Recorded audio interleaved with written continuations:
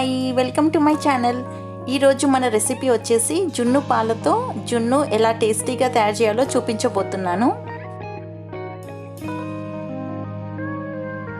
నేను రైస్ కుక్కర్లోనే జున్ను ఎలా తయారు చేయాలో చూపించబోతున్నాను. ఇది ఫస్ట్ డే జున్ను పాలండి. 1/2 లీటర్ జున్ను పాలు తీసుకుంటున్నాను.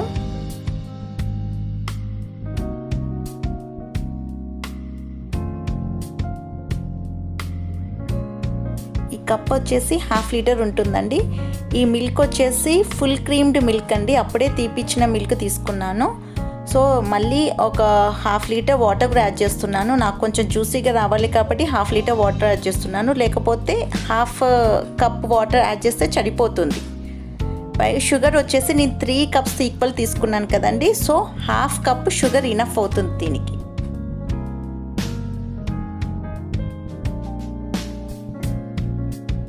ఇలాచీ వచ్చేసి నేను 6 ఇలాచీస్ తీసుకున్నాను. 1/2 టీ స్పూన్ వచ్చేసింది ఆ పౌడర్. నెక్స్ట్ మిరియాల పొడి వచ్చేసి 1/2 టీ స్పూన్ తీసుకున్నాను.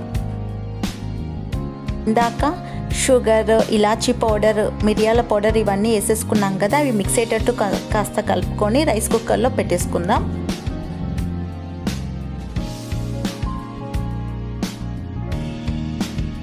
మీకు జున్ను గడ్డలాగా కావాలి అనుకుంటే కలపొద్దండి. నేను జ్యూసీగా కావాలి అన్నాను కదా, అందుకే 5 మినిట్స్ తర్వాత ఒకసారి ఇలా కలిపేశాను.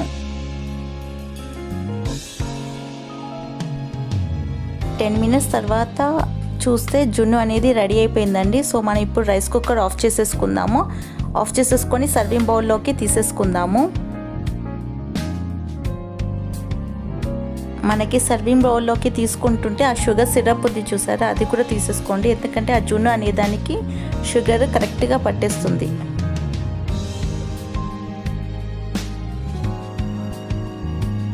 జున్ను మీకు గడ్డగా రావాలనుకుంటే వాటర్ తీసుకోవద్దండి. ఒకవేళ మీరు ప్యాకెట్ మిల్క్ తీసుకోవాలి అనుకుంటే డైరెక్ట్ ప్యాకెట్ మిల్క్ తీసుకోండి. నేను తీసుకున్నది ఫుల్ క్రీమ్డ్ మిల్క్ అండి. అందుకే నేను 1/2 లీటర్ వాటర్ కూడా యాడ్ చేసేసాను.